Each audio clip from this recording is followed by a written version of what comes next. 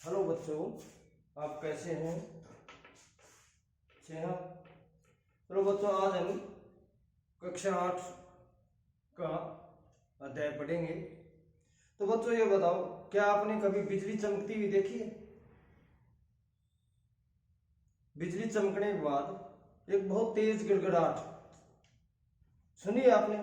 तो बच्चों ये क्या है? ये सारी की सारी प्राकृतिक परिघटनाएं हैं। ये क्या है? प्राकृतिक परिघटनाएं। ये सारी की सारी प्राकृतिक परिघटनाएं हैं। तो बच्चों आज हम इन प्राकृतिक परिघटनाओं के बारे में पढ़ेंगे। तो बच्चों कक्षा 7 में आपने पवन, तूफान और चक्रवात के बारे में पढ़ा था। आपने यह जानकारी प्राप्त कर ली थी कि चक्रवात मानव जीवन को की संपत्ति को बहुत अधिक नुकसान पहुंचाता है। आपने यह भी जाना था कि कुछ सीमाओं तक हम उनसे बच भी सकते हैं। तो इस अध्याय में, इस पाठ में हम अन्य दो विनाशकारी प्राकृतिक परिघटनाओं के बारे में पढ़ेंगे। तो वो दोनों विनाशकारी जो परिघटनाओं के बारे में पढ़ेंगे, एक है तड़ित और दूसरा है भूकंप। तो बच्चों आज हम सबसे पहले तड़ित के बारे में पढ़ेंगे। तो बच्चों तड़ित क्या है? तो बच्चों आपने देखा होगा कि बिजली के तार ढीले हो जाने पर आपने बिजली के खंभों पर चिंगारी निकलती हुई देखी होगी। यह एक सामान्य परिघटना है। जब हवा चलती है और तारों को हिला देती है तो यह घटना घटती है। बच्चों आपने सॉकेट में पलक के ढीले तार होने पर भी चिंगारी निकलती देखी होगी। तो बच्चों तड़ित भी एक विशाल स्तर की विद्युत चिंगारी ही है। तो तड़ित क्या है बच्चों? एक विशाल स्तर की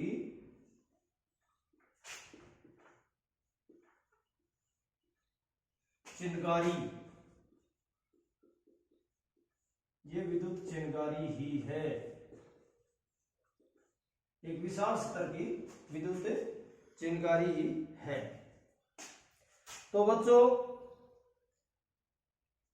प्राचीन काल में लोग इन क्रियाओं को का कारण नहीं समझते थे, यानी इन क्रियाओं के बारे में नहीं जानते थे। अतः वे तड़ित से डरते थे। तड़ित से डरते थे और सोचते थे, क्या सोचते थे? कि उन पर भगवान के क्रोध के कारण यह हुआ है। अब वास्तव में हम जानते हैं कि बादलों में आवेश के एक तड़ित होने पर तड़ित पैदा होती है। हमें तड़ित से डरना नहीं चाहिए, परंतु इन घातक चिंगारियों से बचाव के लिए हमें सावधानियां बरतनी चाहिए। तो बच्चों इसके बाद में हम पढ़ेंगे चिंगारी जिनके विषय में यूनानी जानते थे। चिंगारी जिनके विषय में यूनानी जानते थे। तो बच्चों 600 ईस्वी पूर्व, कितने साल पहले?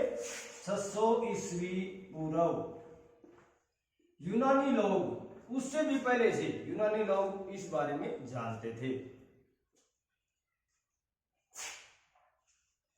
जब उनको पता था, जब एम्बर एक प्रकार की रोड होती है को ऊन के ऊपर रगड़ा जाता है तो वह बालू जैसी हल्की वस्तुओं को अपनी ओर आकर्षित करती है। बच्चों आपने यह भी देखा होगा कि आप ऊनी अथवा पॉलिस्टर के कपड़े को उतारते हैं तो आपके बाल खड़े हो जाते हैं। यदि आप अंधेरे में कपड़े उतारते हैं, इन वस्त्रों को उतारते हैं, तो आप चट चट की आवाज भी सुनते हैं। तो उसके ध्वनि चरचर की आवाज ध्वनि के साथ एक छोटी छोटी चिंगारी भी दिखाई देती है। तो बच्चों, एक अमेरिकी वैज्ञानिक हुआ सन 1752 ईस्वी में। कब हुआ? सन 1752 ईस्वी में एक अमेरिकी वैज्ञानिक हुआ जिसका नाम था बेंजामिन फ्रैंकलिन ने यह दर्शाया कि तड़ित तथा आपके जो वस्त्रों के अंदर चिंगारी निकलती है वास्तव में दोनों एक ही पर हैं, यानी दोनों एक ही हैं। जो चिंगारी तड़ित में निकलती है और आपके वस्त्रों में निकलती है वो दोनों को दोनों चिंगारी एक ही हैं। परंतु इस बात को यानी इस तथ्य को सिद्ध का साकार होने में लगभग 2000 वर्ष लगे। कितने वर्ष लगे? 2000 वर्ष लगे। तो अब बच्चों हम करेंगे रगड़ द्वारा आवेश, विद्युत आवेश के कुछ गुणों का अध्ययन करेंगे। उसमें हम करेंगे रगड़ द्वारा आवेश। तो बच्चों, किसी छोटे से कागज के टुकड़े को के पास आप एक प्लास्टिक की कंघी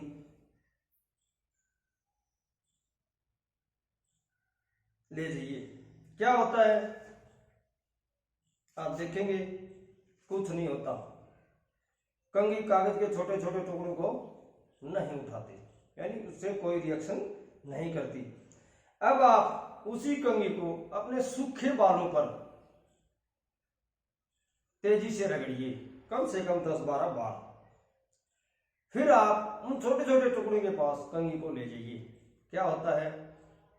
कंघी उन छोटे छोटे टुकड़ों को अपनी ओर आकर्षित करती है। ये बच्चों कोई जादू नहीं है। इसका कारण क्या है? प्रारंभ में कंघी ने क्यों नहीं उठाए कागज के टुकड़े? क्योंकि कंघी उदासीन थी, इसलिए उसका कागज पर कोई प्रभाव नहीं पड़ा। जब आपने कंघी को बालों पर रगड़ा तो उसके अंदर कुछ मात्रा में विद्युत आवेश आ गया। क्या आ गया? कुछ मात्रा में उसमें विद्युत आवेश आ गया।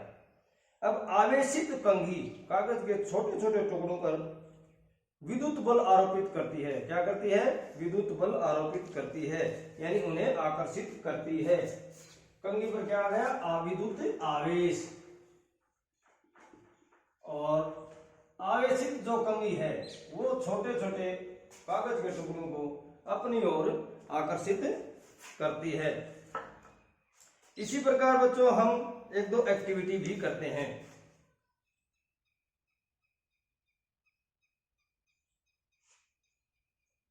आप बच्चों 2 गुब्बारे लीजिए, इस तरह के 2 गुब्बारे लीजिए, इनको फुलाइए। इनको फुला करके बिल्कुल पैरेलल में इनको लटका दीजिए, बिल्कुल समानांतर, मिले हुए नहीं होने चाहिए। फिर आप क्या करिए? इन दोनों गुब्बारों को अलग अलग कपड़े से रगड़िए। फिर अब देखिए क्या होता है। क्या होगा? दोनों गुब्बारे जो बिल्कुल पैरेलल होते हैं वो दूर दूर चले जाते हैं। क्यों? क्योंकि दोनों गुब्बारों पर दोनों गुब्बारे क्या हो गए? आवेशित हो गए। गुब्बारे क्या हो गए आपके? आवेशित हो गए।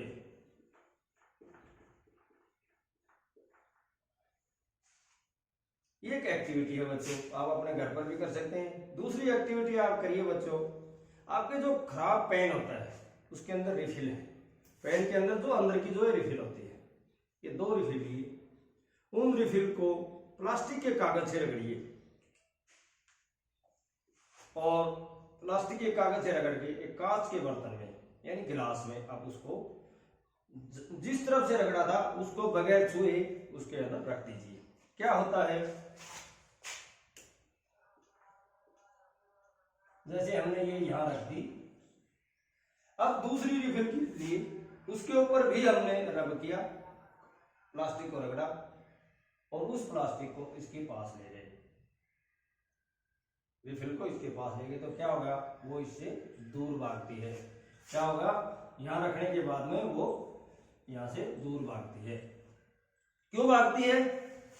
क्योंकि इन दोनों में समान आवेश आ गया। आवेश कौन सा आ गया? समान, एक ही आवेश है। क्योंकि बच्चों हमें पता है एक ही प्रकार के आवेश यानी समान आवेश एक दूसरे को प्रतिकर्षित करते हैं। समान आवेश एक दूसरे को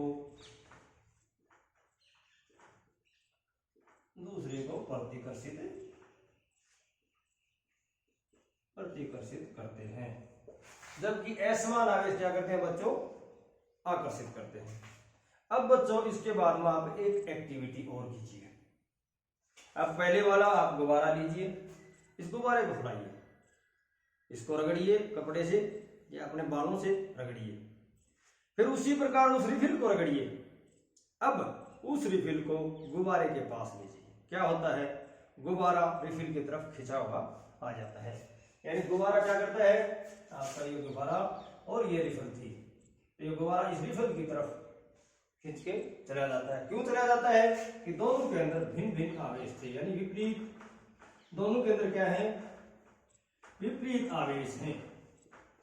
तो बच्चों इससे क्या पता लगा हमें? इससे ये लगा पता कि वस्तु समान वस्तु प्रकार की वस्तुओं को अगर रगड़ा जाता है तो उस पर कुछ मात्रा में समान ही आवेश आता है, जबकि भिन्न भिन्न प्रकार की वस्तुओं में भिन्न आवेश होता है। यानी इसलिए गुब्बारे के अंदर भिन्न आवेश था, रिफिल के अंदर भिन्न आवेश था। आइए बच्चों समझो बात। तो ये एक्टिविटी आपकी